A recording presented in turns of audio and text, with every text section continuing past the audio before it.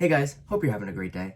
So in this video, I wanted to talk about something interesting that I have been somewhat starting to plan for a little while and something I'm going to continue planning over the winter, but also throughout the next 4 years pretty much while I am here at this school.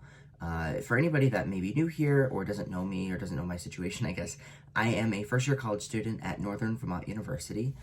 Right up in the Northeast Kingdom is what they call this area of Vermont.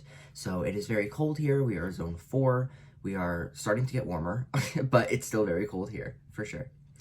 With that being said, there are very specific ideas that I have when it comes to gardening related stuff, things that I want to do on campus, and things that we can do. There's a lot of restrictions here in terms of like what we're able to plant, just because of the growing zone that we're in, not necessarily stuff at the university, but what we're able to grow with it being cold here, and also the other things that I have in mind in terms of what kind of impact that I want to create. So I just wanted to talk about that just a little bit to give some sort of context to my situation.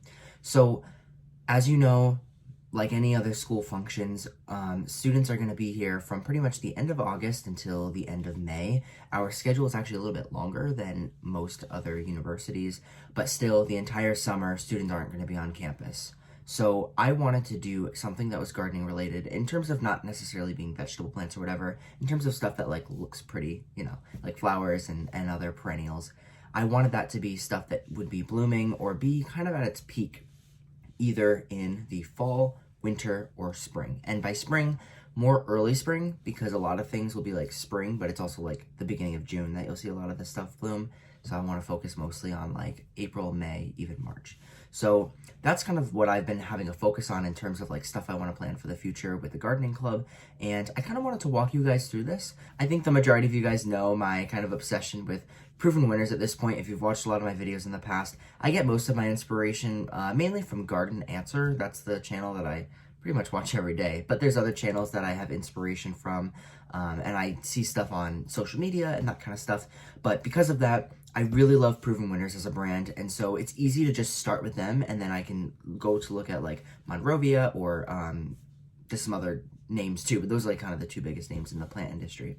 So anyways, I have on my computer here, I actually have an account on Proven Winners. I don't know if you guys are aware of this, but you can actually create an account and you can create different like boards. So you can see right here, it says home and then my idea boards. So when you scroll through plants and you see something that you really like, you can give it like a like, kind of like a way that social media works, but different, or maybe a little bit like Pinterest, I guess.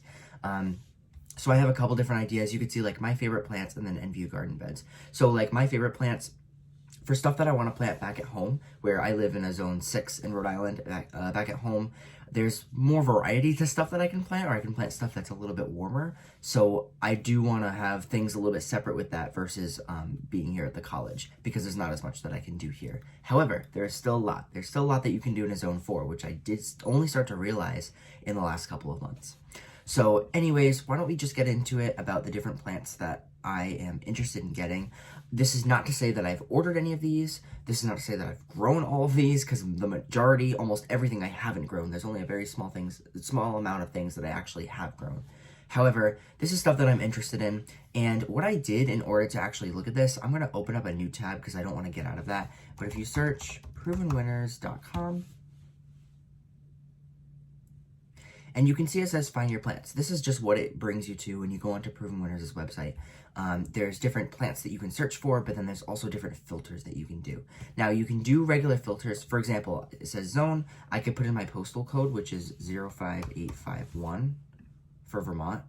Lyndonville, Vermont, zone 4A. So you can see it right there. If I hit apply, it'll show plants that are in a zone 4A or warmer. So things that can grow in a zone 4. But I kind of want to go a little bit deeper into that. There's an advanced plant search. And so I really didn't add that much more to it when I was searching for these plants, but there is more that you can search for. But there's lots of different filters. So you can go on plant type, you can look up annual, perennial, shrub, tree, grass. I wanted to look at perennials and shrubs and other grasses, not necessarily annuals, and there really aren't that many trees that they have on their website anyways. And trees is a whole different thing when it comes to planting them on campus. I actually have to go through a whole approval process to get trees in the ground, just stuff that's really big. Like all the small stuff, they don't need to go through a whole approval process with. But besides that, when you're going through this on the website, there's all these different things. So what I did was I went onto hardiness zone. I did 4. I didn't really change anything else with this. Even light requirements I wanted to keep the same because there are some areas that are shady and there's also a lot of areas that are going to be bright light. Maintenance category, I did put it on easy because for any maintenance of anybody that's going to be working on this stuff here, even if it's me, I don't want it to be difficult. I don't want to make things really hard where you have to deadhead stuff all the time and when you have to cut things back all the time. I get cutting things back once or twice a year is totally fine. But if you have to constantly cut things back, trim things, like I don't want to put like a hedge of boxwoods here, obviously, because that's a lot of work, you know. It's just stuff like that. So maintenance category being easy is a really great thing. There's other things you can do too in terms of like what it can attract, different uses. Uses could be a good thing, but I was kind of looking for an overall list of things that I want to look for, not just stuff that is going to have a specific use, but if I was looking for something in particular, then that's what this is good for with the advanced plant search. So I'm not going to go through any other parts of this, but if you want to take a look at this website, I'll link it down below in this video if you want to see what other stuff you could categorize into this and filter out. But that's pretty much the gist of what I looked at. But I really only added zone 4 and then easy maintenance. Those are really the only 2 things I was worried about. So now if I go back to this other tab, this is where I have NVU Garden Beds. And I'm not going to go through every single plant one by one with all of its characteristics, but I just want to give you guys a gist because I figured maybe you would be interested in what stuff we will potentially be planting in the future here and what type of stuff is available to grow in a zone 4. So because zone 4 is pretty cold, I know that it does get down to like -20, maybe even a little bit colder than that. We probably have a lot of winters here that are a zone 5, but a zone 4 at the very least is what we've got to do just in case it's a really strong winter. So anyways, starting off, you can see there's a few things here. They're kind of all mixed throughout too. I don't think there's really any like specific like way I'm gonna do this, or it's not categorized in any way. It's kind of just, I think, in the order of how I liked them, which is like an alphabetical order. So which may not even be true. But you can see from right off the bat, we have a couple coneflowers. I know that those are really hardy, and they also have, there's purple coneflowers, which are actually hardy in this, or not hardy, they're native in this area. You'll find them just with regular wildflowers. So this would be awesome to, you know, obviously it's a hybrid plant. It's not the exact same thing that you'll find, but it's awesome to see like more varieties of something that you would naturally see around here, especially because I know a lot of people in Vermont and in this area, they like to see more natural looking stuff. Not everything I love is natural, and not everything that we're planning on adding is going to look natural, but there's some stuff that I definitely want to incorporate. You can see there's some bellflowers, some ferns as well. There's plenty of other things too. But something that I really love is this golden Japanese, I think it's spikenard. I'm not entirely sure how to pronounce it, but this is an awesome looking plant. I love like the broad structure that it has, the bold defined leaves with like the really lime green color. I love it. And then speaking of lime green, I really love this sedum too. And stuff like sedum is great because we don't have to worry about watering it too much. And it'll be great to like maybe something we could plant like right before the summer, and then it should be okay for the rest of the season. Obviously it still needs to be watered, especially the first year, but we get a lot of precipitation up here, thankfully. Okay, next on the list is going to be a couple different types of grasses. So now these grasses, we actually have a couple grasses or a couple different varieties, but a decent amount of them already on campus. I'm not entirely sure what the variety is, but they're a pretty tall, slender grass. And they actually look really nice. They're one of the best things that we have in the beds. But there's a couple other things. There's a featherweed grass called Overdam, and then a tufted hair grass called Northern Lights.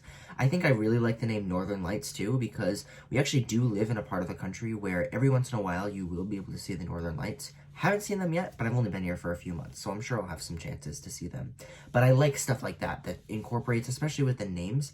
I think this would be really awesome. And one thing I didn't add too about these plants is that I really would like to, every time we plant something, or plant at least one variety, maybe not every single plant, but we'll put some sort of stake down around a plant and we'll label it so that way when students walk by to go to a class or just walking through campus, they can see a specific plant, and let's say like it looks really great and it's blooming at that time, they can walk by it and be like, oh, I wonder what that plant is. And if they see the tag, they can at least know what that plant is. And I think that's awesome to just teach the general public about different things, even if they're not necessarily involved in the club or anything else, or have much of an interest in plant, maybe they can grow their interest in plants. So that's kind of the thought that I have behind that, and definitely something I want to do when we start getting some plants in the ground. I know that we planted the bulbs. We didn't necessarily mark any of those, but that's because they're kind of spread throughout. Bulbs I'm not as concerned about, but more of these other plants that stay permanent in that place and that are like, it's like one clump of like the same plant instead of a bunch of different types of bulbs. So moving on to the next one. We got some Milk and Honey Chinese Astilbe. There is some Astilbe actually near the dining hall, so it'd be nice to maybe add a little more to it or incorporate that in other areas. We have some more, well, I shouldn't say some more, but more just like succulent type things. We have some stone crops. There's the Rock and Grow and then Rock and Round. We have the Coral Jade and Pure Joy. Those are two different varieties that look really nice, and I'm hoping I can get my hands on these, but we will see what happens in the spring. Next is a Spot On Lungwort. I actually just added some into my garden this year, and they're awesome in shade beds. And actually, the residence hall that I live at has some really shady beds in those areas, so it'd be nice to add a lot of shade plants and lungwort to be something that really stick out, as compared to your typical, like, maybe hostas and yews and that kind of stuff. This would be something interesting for the spring, but I do have a couple of the, it says spring phlox, like the hybrid, like weeping phlox. So we'll see if that's something that we would potentially add, but I do like the look of these in the spring. Next, these are probably two of my favorites that we'll definitely add in. We have Denim and Lace Russian Sage and then Cat's Pajamas Catmint.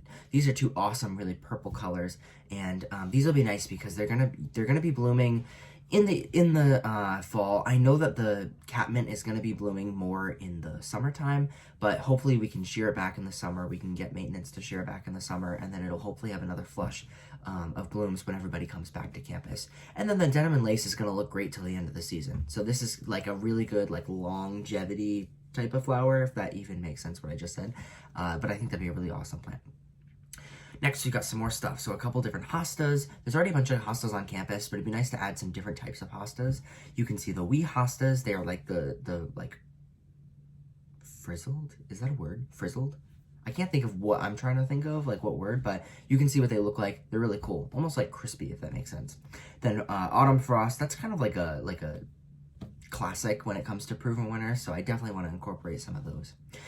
Next, we have the Holy Grail and Ballet Slippers perennial hibiscus, also known as rose mallow. Either way, those are really awesome because these plants will be blooming in the fall time, like late summer, early fall, and that's when students are going to come back to campus and they're going to be like, wow, I wonder what these awesome, huge flowers are. This is great. So I think it'd be really great for like the beginning of the semester. Next, and beginning of the fall semester. Next, we've got a type of heuchera. Actually, there's a few different types of heucheras. So there's the wild berry, spearmint, and then cherry truffles. So those would be nice to add in, again, to some more shady spots, and they'll add some color on campus. Instead of it just being like a lot of greens or like, you know, variegated white and green or that kind of stuff, that'll add a lot of like structural leaf color, if that's a way to put it. Sure. Next, we got a couple of things. There's the Tuscan Gold and then Yellow My Darling. Well, they are two different things. The Yellow My Darling is a coneflower still, so it goes into it the first ones. Same thing with the Orange You Awesome, other types of coneflowers. Those would be really great to add. I like a lot of coneflowers, especially because they're native in this area. But the Tuscan Gold Fall Sunflowers, that would add even more. I remember seeing that at the garden center I was working at this year, and that definitely stood out quite a bit compared to other flowers. So, and these would be really great, like late summer, early fall bloomers. Then we got Queen of Hearts Brennera. Again, we do have a decent amount of room on this campus for shady beds, so it'd be nice to look at more shade plants, and this would add a lot of color, like a lot of like silvery white in the summertime. And because it's leaf structure, it's going to last throughout the whole season versus necessarily something that flowers. That's another thing I would really like too is, you know, there's things that could potentially bloom in the spring or summer, like maybe when students aren't here, but if they have really nice foliage, then that's another great thing that we at least can, you know, take advantage of. Maybe students won't necessarily be able to see something in flower or in bloom, but with something like these types of leaves that look really cool, then it would be great to have that as well on top of the flowers, and then students can see that during the fall. Next, we've got a couple different types of, it says false indigo. They're known as something else. I just can't think of what the name is right now. But anyway, so we have lemon meringue and then blueberry sundae. So just like a nice like purplish blue and then yellow variety. So some different colors. Those would be nice to intermix together. We got a Japanese anemone here, the Fallen of Sweetly. That blooms, I think, in the fall, so that would look really nice. And then a couple different types of yarrow. These are really awesome, especially because they're more drought tolerant. And then, so this is something I was talking about, like, literally 30 seconds ago, about, like, see how this is the Maimone Waijula, or Waijula, there we go. because it has nice variegated leaves, it'll look really, really nice even without the flowers on it, because it has a nice variegated look to it, and it has a lot of interesting like texture and color to it, even when it's not blooming. And we've also got the Sonic Bloom Pearl Reblooming Waijula. It's cool that it's reblooming because that means there's a higher chance the students will see it. Next, we've got a few different types of evergreens. So there's the Anna's Magic Ball, Tater Tot, and then Stonehenge. So the first two are really cool because they're small structures, but it's really nice to have evergreen structure. That's actually the majority of what I want to try to add into these beds, and then also with new beds that we create, because I want to try to create as much winter structure as possible since students are going to be here during the winter. So there's a lot of indoor stuff that I want to work on, indoor projects that we can work on, but in terms of planting stuff outside, I want people to be able to see stuff that they can see all year round, instead of it just being sticks in the wintertime or completely cut to the ground and covered by 3 feet of snow. You know, so this stuff, I mean, these still might be covered by 3 feet of snow, but at least when there isn't snow on the ground and it's like late fall, like right now, then this will add some sort of interest as well. And then the Stonehenge in particular, I wanted to add that because of the name. So there's 3 different res halls at Northern Vermont University, Linden. And again, if you're watching this in a few years, it won't be called Northern Vermont University anymore. It's gone through a few different name changes, but in the end, it'll still be in Linden. So anyways, but there is a residence hall called Stonehenge. So that's a really, it's interesting the way that it's set up. It has like 6 different buildings kind of set up the way the rock structure is. So I figured, well, we might as well plant Stonehenge in that area. And because yews do really well in full shade, there's a lot of beds that have full shade around Stonehenge. So it'd be awesome to add those kind of as like pillars in these beds, and to fill up some space in there. Next, we've got a Bloomerang Dwarf Purple Lilac. Always awesome to add a lilac. And this Proudberry Coralberry is something that I was talking about having winter interest, because wouldn't it be awesome to see pink berries in with the snow? That'd be awesome, especially when everything else is dormant. That's kind of one of the things that I really want to focus on, and maybe plant more of this type of stuff as well as the evergreens as compared to some of the other blooming things. We've got a Glow Girl Birch Leaf Spirea, and I also have another birch leaf plant. I just don't know where it is in this list, but the birches are very common around here, so it'd be awesome to have something that also kind of ties in with that, and then it also flowers, which is awesome. We got a few different roses. There's the Oh So Easy Peasy, Oh So Easy Double Red, and then Oh So Easy Italian Ice. Remember the name Oh So Easy, and that's the specific reason why I chose these. I wanted stuff that was going to be easy to take care of, and the Oh So Easy variety, mix, whatever you want to call that, from Proven Winners is easy to take care of. You don't really have to do much with it, versus traditional roses, you have a lot of work to do with them, a lot of cutting them back, determining canes, all that kind of stuff. So these 3 varieties are awesome. They all look very different from one another, and it'd be really nice to add those into the landscape without adding a lot of maintenance. Next, we got a Tiny Wine 9-bark, and then I'm also going to skip down to here to the Winecraft Black Smoke Bush. I like both of these because they add a nice deep purple color, and there's not a lot of purple color that we've seen so far. So those 2 are really awesome, and they don't get super big either, because there's the Summer Wine 9-bark, and there's another type of smoke bush too, but these are both smaller variations of those. The Tiny Wine only gets maybe 3 to 4 feet wide. I actually just put one in back at home this spring, and it's going to fit in a nice small space really well. Next, we've got the Aquafina Juniper. This is actually going to be new to next year, 2022. This will be a really interesting plant to add because it'll have a nice blue texture, and it's not necessarily a Colorado blue spruce. But again, nice winter interest, and I love blue colored, like anything that's evergreen and blue, I absolutely love. Next up, we have Mr. Poppins and Berry Poppins. So these 2 you have to have together because there's a male and a female plant, as you can kind of tell from the names. But I mean, look at this picture in the wintertime. Imagine that with all the snow around it, and you just see these bright red berries popping out. I definitely want to add lots of holly stuff like that because they're going to look really, really nice in the wintertime. But you got to mix in the Mr. Poppins with it so that way it can all get fertilized. So we would pair those together too. Next, we have an Arctic Fire Red Dogwood. There actually are a couple dogwoods that are on campus already, but I would love to add some more and add some more smaller varieties since the other ones are a little large. But again, another really great thing for the wintertime since it has those bright red branches.